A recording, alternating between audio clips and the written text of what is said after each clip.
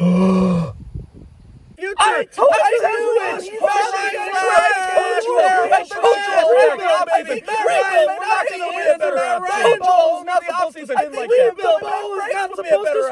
What's going on, Falcons fans? Logan here. Welcome back to Rise Up Rundown, and if you're new here, welcome. Football season is right around the corner. As I record this, the Hall of Fame game with the Steelers and Cowboys is going to kick off any moment now, so that's when you know football season is right around the corner. And with the Atlanta Falcons about to play very soon, I feel as a content creator, I should give you all my opinion on everything. The coaches, the players we have, the season predictions, the story entering the season.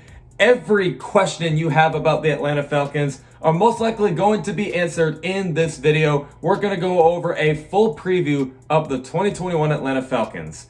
And if you want more on the Atlanta Falcons, if you have not done so already, or if you're new here, please hit that subscribe button and hit that notification bell so you do not miss any weekly content on your favorite Atlanta Falcons squad. But anyway, let's go over the huge video going over pretty much everything on the Atlanta Falcons, starting right now. So before we get started on our full preview of the 2021 Atlanta Falcons, I'll just go ahead and tell you how this preview is going to work. In the beginning, we'll go over summary to the season, and that means we're going to go over what I feel the story is for the Atlanta Falcons entering the season, and if anything that happened last year or in the years prior are important heading into 2021, then I will mention it. But for the most part, I'm really just saying what I think the story is for the 2021 Atlanta Falcons, and just really to give you a heads up on what I think this team is trying to accomplish and whatnot. And then after that, we go over the players and coaches, my overall thoughts on pretty much all of them, and then my expectations for all of them for the season. And then last but not least, we have my season predictions and thoughts. I will go over, in my opinion, the best and worst case scenarios for our record, and then what I think realistically would happen to the Atlanta Falcons record-wise, and then if we even have a chance of going to the playoffs or Super Bowl. So let's go over summary to the season for the Atlanta Falcons, and for the first time in a long time, I feel this is finally a brand new team. And I know we've kind of said that way too many times for the Atlanta Falcons, but, I mean, think about it. In every other season prior, it was always pretty much the same old 2016 Super Bowl squad, like Matt Ryan, Julio Jones, Alex Mack, Jake Matthews, Keanu Neal, Grady Jarrett, Deion Jones, Dan Quinn, Thomas Dimitroff, like all of those guys. It was just the same old season. Oh, can all of these guys try to erase history and get 20-3 out of their head and bring home a championship and get revenge from what happened in Houston, Texas? And it was just so clear it was not going to work. So we have a complete overhaul of coaches, and there's a lot of young players. In fact, I'm pretty sure the only players from that 2016 Super Bowl squad that are still with us are Matt Ryan, Jake Matthews, Grady Jarrett, and Deion Jones. I think those are the only players that are still with us.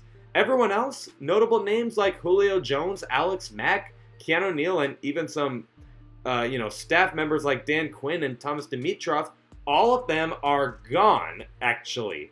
So finally, I feel this is a brand new team. And you would think, oh, well, with the overhaul of coaches and a lot of young guys, you would think that this is kind of a developmental year, a rebuild, you would call it. And they're just going to try and get a culture here and develop guys and see who's going to be with us in the long run. And then maybe in 2022 and beyond, we can build a super team. Well, that is actually not the case for the Atlanta Falcons for 2021.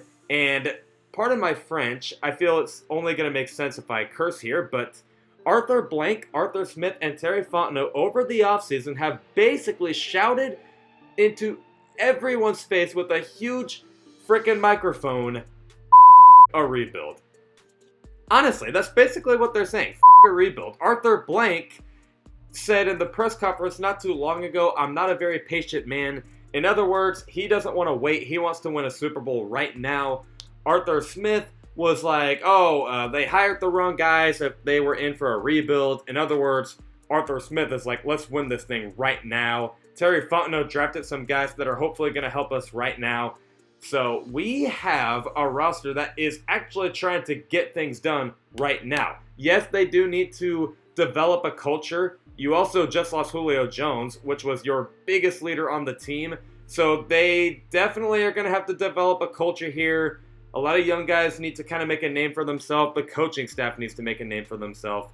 But other than those question marks, this could be an interesting year for the Atlanta Falcons.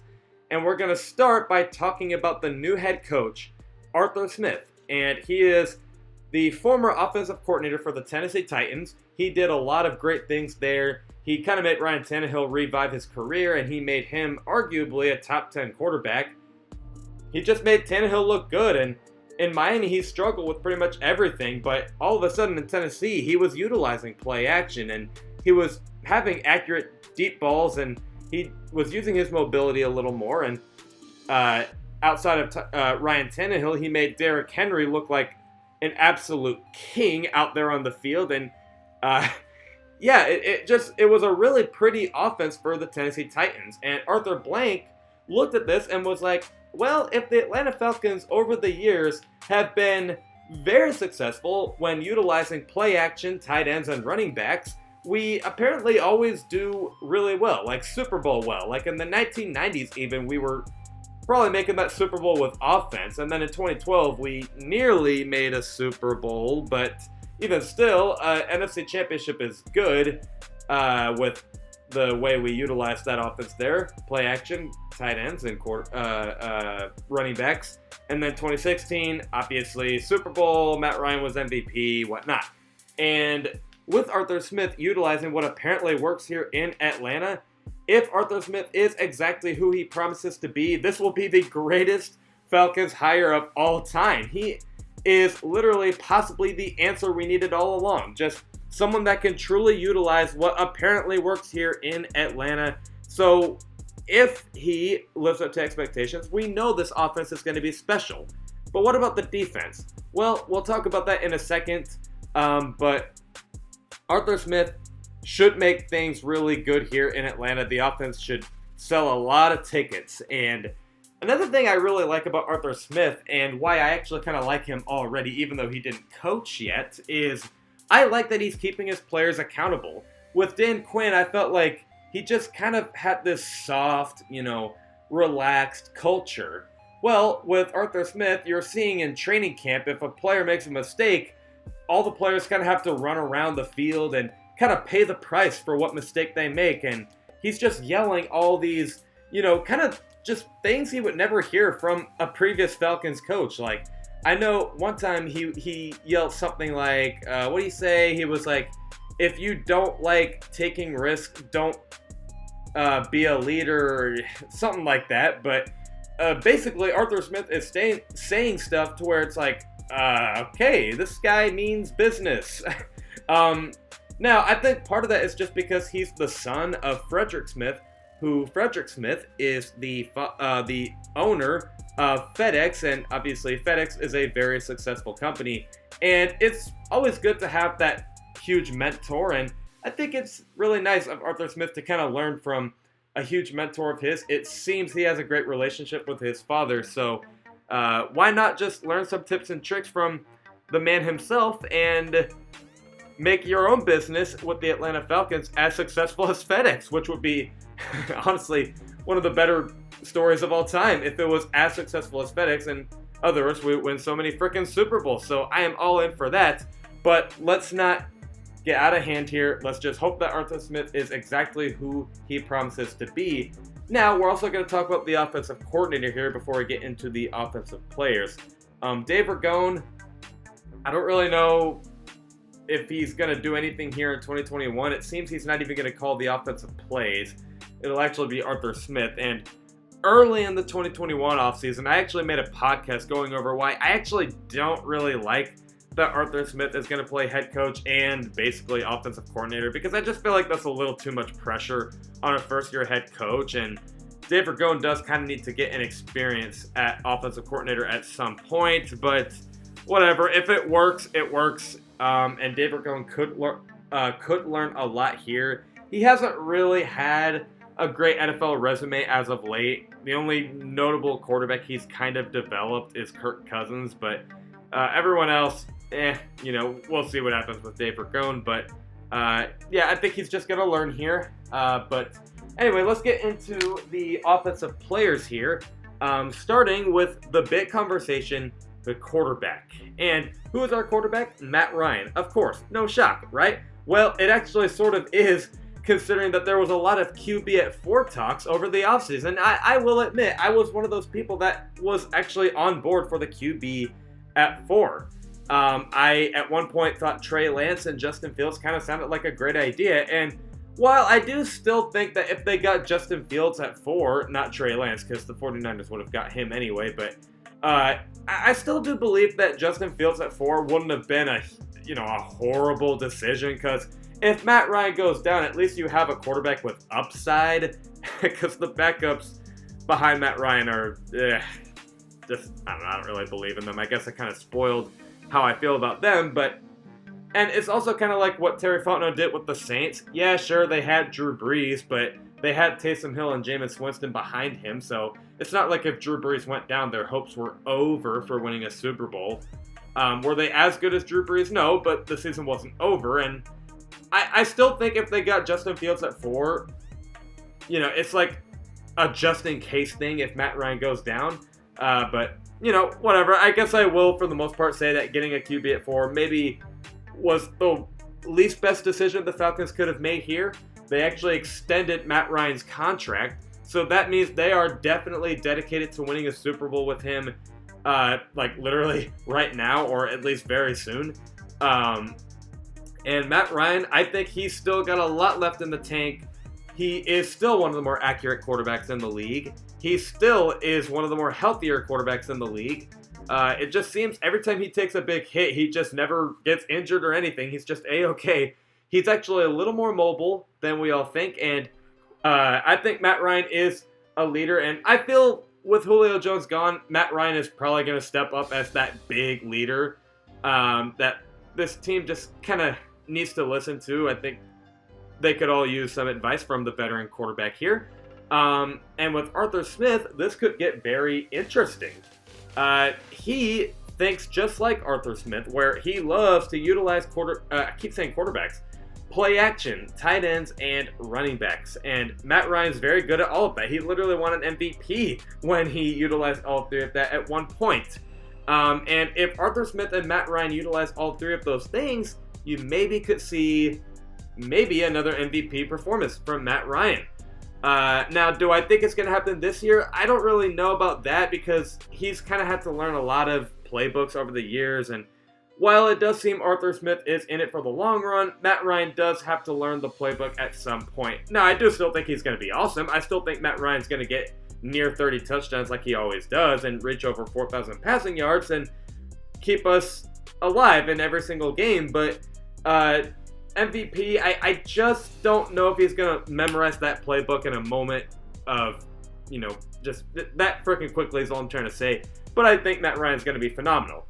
A.J. McCarron and Felipe Franks behind him, though, they're kind of the same player. They have some upside, some mobility, but for the most part, I think we are kind of screwed if Matt Ryan goes down. I've heard some good things about Felipe Franks, but I'm not really expecting a lot from them. All right, now let's move on to the running backs here.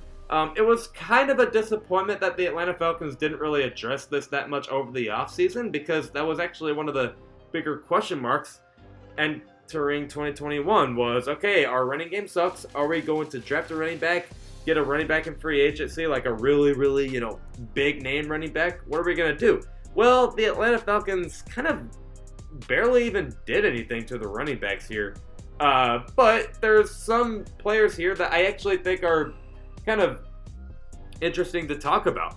The first player is Mike Davis, and this is going to be a huge year for him, because I feel his whole NFL career, he never truly got the chance to be the starting running back. Now, he started a little bit, obviously, as you saw in Carolina, but he wasn't really considered running back 1. He was behind Christian McCaffrey. And then Seattle, he just didn't really get that many opportunities.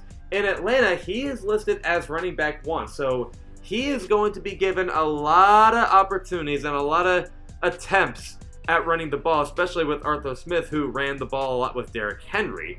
And Mike Davis is a good player on his own. He is one of the smaller running backs in the league, so it's hard to tackle him. He's very physical. He's kind of shifty. And he's honestly not even that slow. So Mike Davis can kind of do some nice things for us. And now that he's given a lot more opportunities than he did in years past, this could actually get pretty interesting. He's a very good player. And I'm expecting kind of a 700-yard, maybe double-digit touchdown season from Mike Davis. And he also loves the city of Atlanta. Obviously, he wants to show up for that.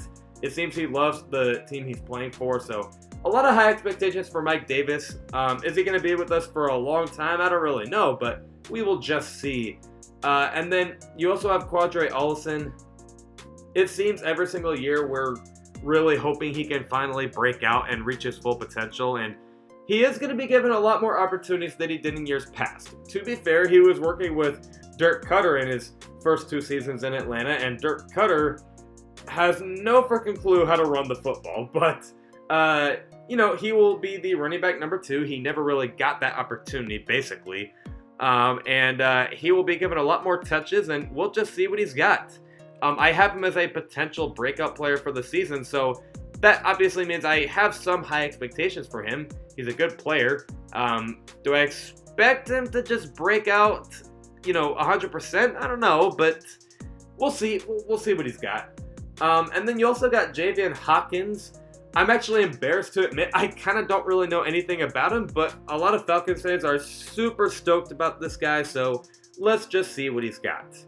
Now let's move on to the receiving group here, and this is going to be possibly the most interesting group for the Atlanta Falcons entering the season, and it's not even just because Calvin Ridley and Kyle Pitts are here, but it's also because Julio Jones is gone, and I do think that this is going to hurt the receivers a little bit. They do kind of need that veteran presence to coach them up, especially noting that there's a lot of young guys on the receiving group here, but I also, at the same time, think that there's a lot of high expectations for this receiving group. Calvin Ridley, I think this is going to be the year where he is just going to prove he needs a contract extension, and honestly, that's kind of a bold prediction for 2022, is that he gets a contract extension. He's going to be fine. He's amazing. Moving on. Then we also got Russell Gage. I was kind of wrong about him. I didn't really expect him to break out in the way I thought he would. And now, here I am saying that Russell Gage is going to be maybe just ever so short of 1,000 yards for the season, but Russell Gage, nonetheless, is going to be a very awesome player. You can use him in kind of like gadget plays, maybe have him throw the football a little bit or have some trickery with him. He's a very gadgety player, I guess you could say, and he's just a great receiver on his own. Yeah, sure, he'll drop the ball a little bit, but for the most part, he's got good hands. I really like myself some Russell Gage. Then, another receiver I want to talk about is Olamide Zaccheaus. I'm not expecting him to break out or anything, but he could maybe do some nice things for us, and he could maybe help us out a little bit. We also got Taji Sharp. Not even a bad signing for the Atlanta Falcons. He's a decent receiver, and, I think he'll kind of be like Olamide Zaccheaus. Maybe won't do a ton of stuff for us, but you'll hear his name be called every now and then.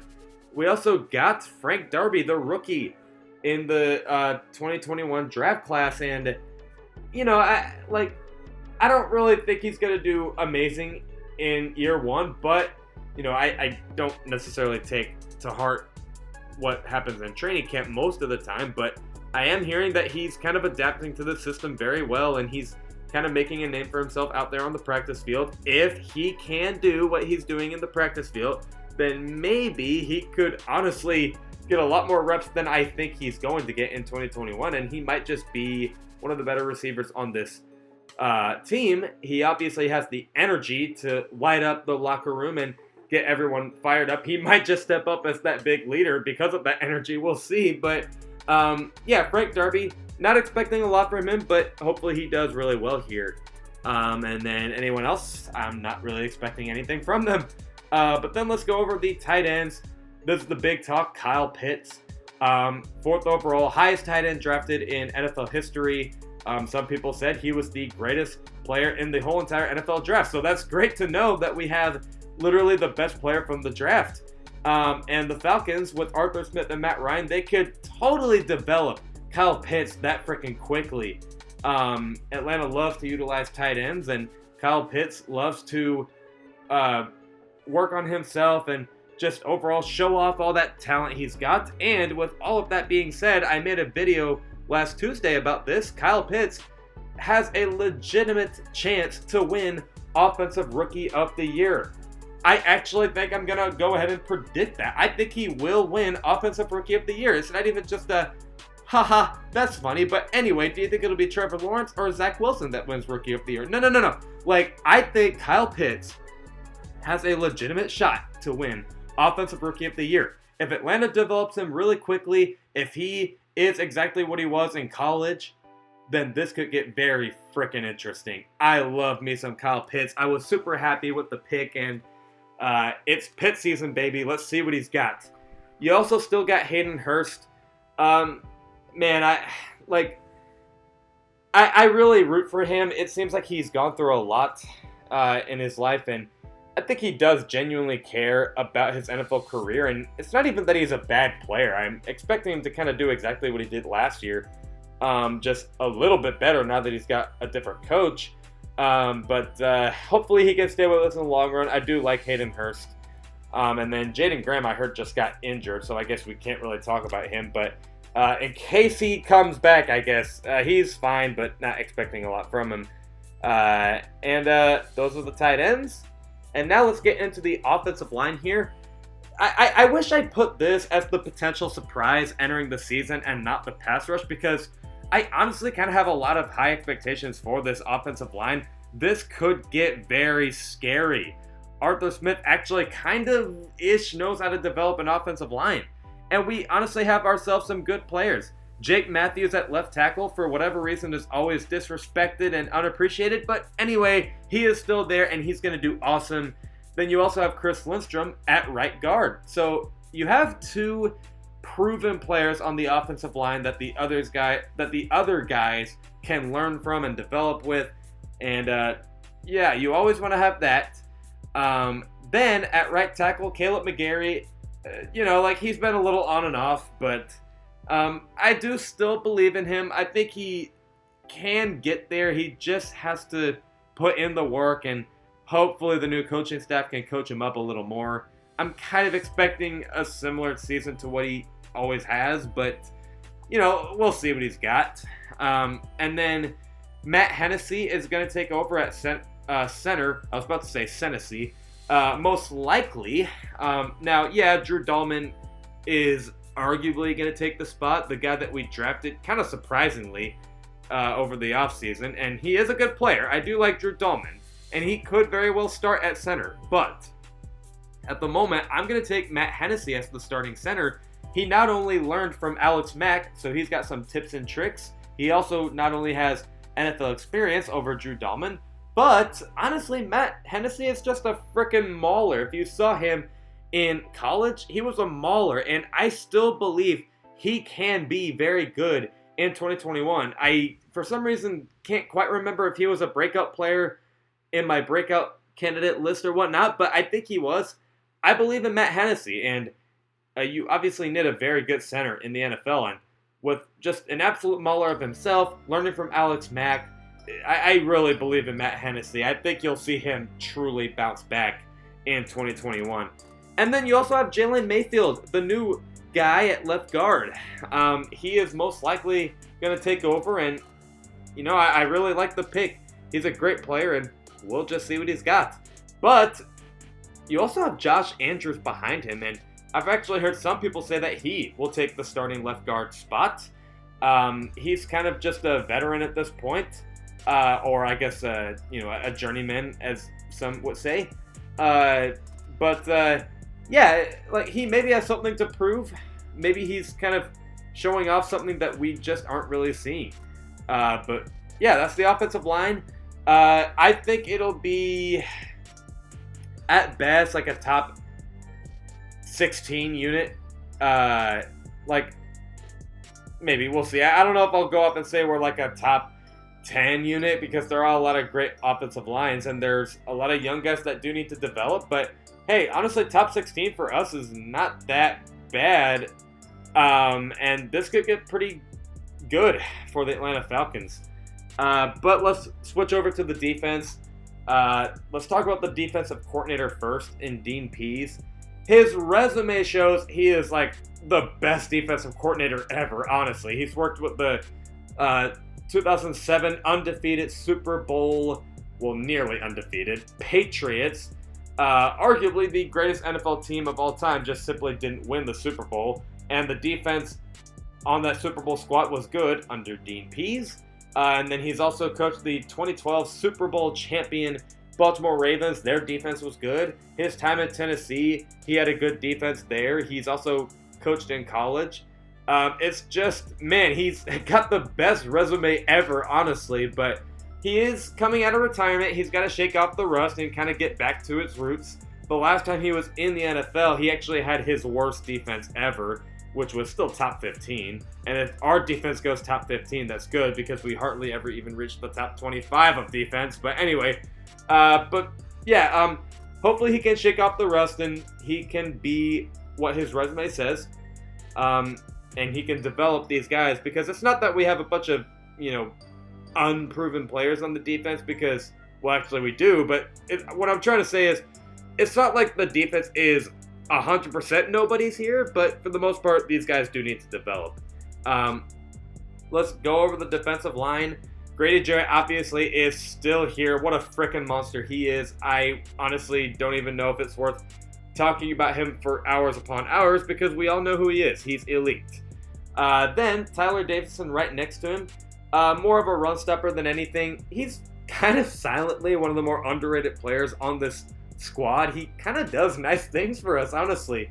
And I'm expecting a pretty good season from him. And if we kept him in the long run, I honestly wouldn't even be mad. We do kind of need a good run stopper, and maybe he can even develop into becoming a good pass rusher. I doubt it, but yeah, it's nice to have him on the squad.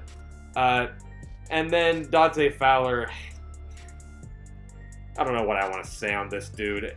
Like, I don't know what to expect. You would think that entering this odd-numbered year, we get the odd-numbered Dante Fowler, where every time it's an odd-numbered season, he just totally breaks out, and then the next season, he disappoints, and then the season after that, he does good, and then the season after that, he sucks.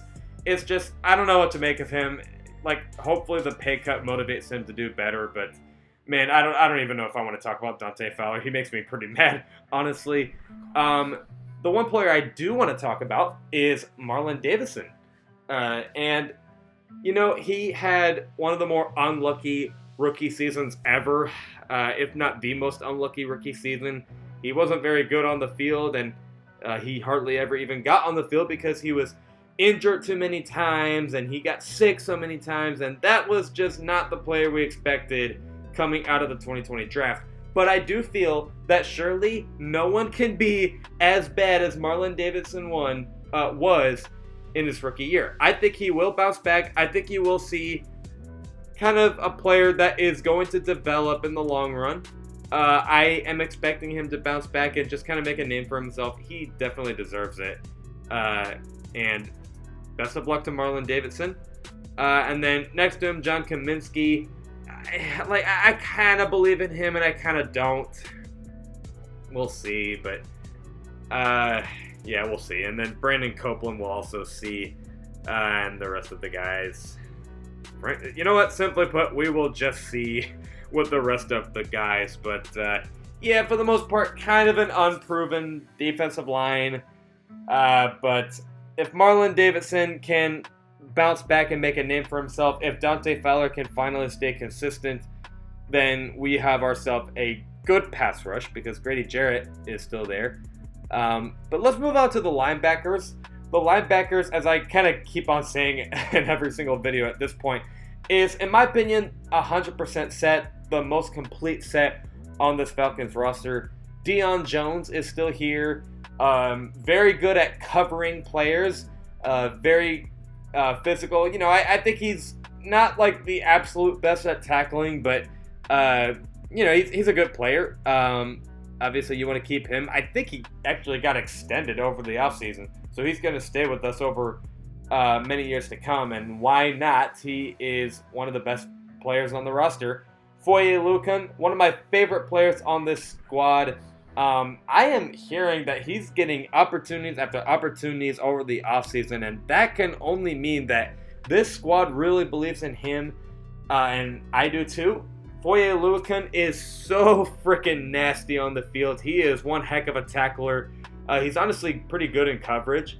And man, I'm expecting Foye Oluokun to maybe even get a contract extension after the season. I feel after last year, he's like, okay, let's enter 2021 playing absolute lights out and hope that we can get an extension because he's a good player, man. I really believe in Foye Oluokun. And another player that I really wish I put on my breakout list video is Michael Walker. I really believe in Michael Walker. All of these linebackers, they're all great. I love them all. But Michael Walker, he surprised me.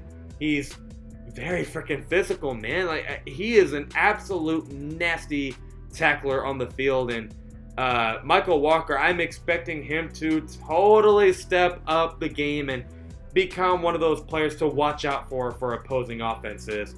Man, what a player in Michael Walker. What a linebacker squad. This might be the best I've ever seen on the Atlanta Falcons, and maybe the best linebacker squad ever for the Atlanta Falcons. Now, let's go on to a not so good-looking secondary, where I'm very just not so sure of it that this squad is going to be very good in 2021. I seem to always be kind of low on the secondary for the Atlanta Falcons. I said that last year, and I'm pretty sure I said that for 2019, I think. But this year, I don't know. It's kind of ugly, can't lie. Isaiah Oliver is still here. I don't know how. I thought they were going to release him, but I honestly just don't have anything good to say about Isaiah Oliver. I think he needs to leave. He shows flashes. Yeah. I say that every single year. Oh, he shows flashes. He shows some sign of improvement, but it's just, for the most part, he gets burnt out there, and I really just don't know how Isaiah Oliver is going to improve anytime. I don't believe him in it at all. And then Kendall Sheffield, I kind of don't really know if I believe in him either. The slot corner we have, I don't know, he's kind of been pretty miserable for the most part in the NFL, but hopefully he can make a name for himself. But let's talk about the player that I feel has potential to be a top 5 corner, maybe even in 2022. AJ Terrell, one of the more interesting players in the NFL. Like, he is an absolute freak of nature. He is very good in coverage. He's a very physical corner. He caused a lot of turnovers, a lot of tackles, and man, I think if he just develops even more, and he kind of has, like, in a way, that swagger to him that this defense does kind of need, he can become, like, one of those players that we actually talk about, like, okay, who's the best corner in the league? AJ Terrell might just be in the top 5 conversation in the years to come, and if he develops and develops and develops, you might just see that he might be an elite corner and maybe one of the best. Now, I don't know if I'll predict that yet, but top 5 in 2022, that might just be a bold prediction already. But yeah, AJ Terrell, I really believe in him. And then the other players like Fabian Moreau, you know, like he's fine. He's okay. I kind of expect him to do some good things here and there for us, but not a player to necessarily look forward to in the long run. Darren Hall, the rookie, you know, like, we'll see what he's got. I did kind of like him coming out, but I think he's going to take a little bit of time to develop. If he can maybe replace Kendall Sheffield to get a lot more opportunities at slot corner, that would be great. And then at safety, Daron Harmon, he's kind of like, you know, what I expect him to be in 2020. I expect him to be kind of like Darqueze Dennard was for us last year, where he's that veteran presence that actually kind of did some nice things for us here and there. And I wouldn't even argue if we had kept him. That's kind of what I expect from Daron Harmon. Like, wouldn't totally be angry if we kept him in the long run, if he's that veteran presence that kind of does some nice things for us. If that is the case, which is kind of what I'm expecting from him, then you got a pretty good safety there. And then Richie Grant, the rookie. Now, I love Richie Grant. I do. I absolutely love Richie Grant. But at the end of the day, he is a rookie. I kind of think he'll start out a little slow, considering it is a very strong pass-heavy league with Tom Brady and whatnot. But, we'll see. I think Richie Grant, for the most part, is one of the more exciting players to watch for this Falcons squad, and he's just got to develop. It's all it really is. He's basically the AJ Terrell of safeties. He's very physical, good in coverage, and he's basically AJ Terrell, but a safety is all I really need to say. And then Eric Harris is right there too. Don't really believe in him, honestly, but then Hawkins right next to him. I don't know why I can't remember the first name. I think it's Jalen Hawkins. Honestly, I was super, super high on him last year, but now I'm kind of feeling not so optimistic about him. He kind of looked pretty bad last year, I can't lie. Now, I know you can't necessarily write off someone in their rookie year. I just talked about how you can't do that for Marlon Davison and that he's going to bounce back, but Jalen Hawkins, I don't know. It seems like there's going to be a lot of safeties that start over him anyway, so I kind of don't really even know if the roster believes in him, but we'll see. He just has to get better. I really believed in him at one point, but I don't know if I do anymore, but we'll see. Jalen Hawkins could be good for us. He's a total ball hawk, so that's something to watch out for. But with all of that being said, I feel the best case scenario for the 2021 Atlanta Falcons, I think around 10 wins sounds about right for us. It's a first-year head coach, a very young roster, but that doesn't mean they can't make playoffs. And I think 10 wins should just be enough to make the playoffs, especially noting that 7th seed and the extra game and whatnot. But I think 10 wins is our ceiling, and our floor is 5 to 6 wins. I know that's kind of a big margin, but it's a new roster. They're kind of young. To be fair, we just went 4-12 last year, so it's not that hard to think. But what do I think is realistically going to happen? Realistically, 7 to 9 wins. I think that's pretty realistic. Because I think they do kind of have players to work with and a coaching staff that I feel is going to do good over the offseason. I mean, Terry Fano did good in the draft as a first-year general manager, so who's to say that Arthur Smith can't do good as a first-year head coach? And also noting that for some reason, first-year head coaches are doing a pretty good job of leading their squad to the playoffs.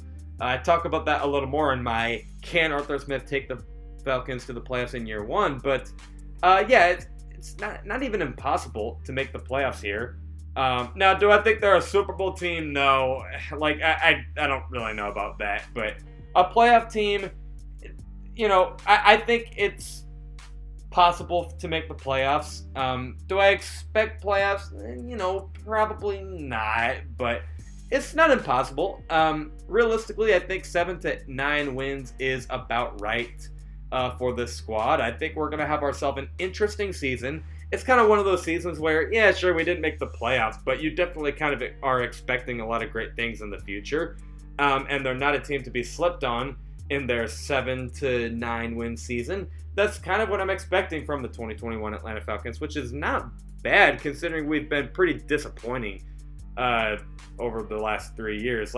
Yeah, sure, we went 7 and 9 in 2019 and 2018 and whatnot, but I think that was more of just disappointing results, whereas 7 to 9 wins for 2021 is actually kind of above expectations because I don't think anyone believes in this squad. But let me know what you guys think in the comments below. What do you think the Falcons are going to do? What do you expect for the players and coaches? Let me know. Other than that, I will see you all with a video this Tuesday at 11 o'clock a.m. Eastern. Love and appreciate you all for the support. And as always, rise up.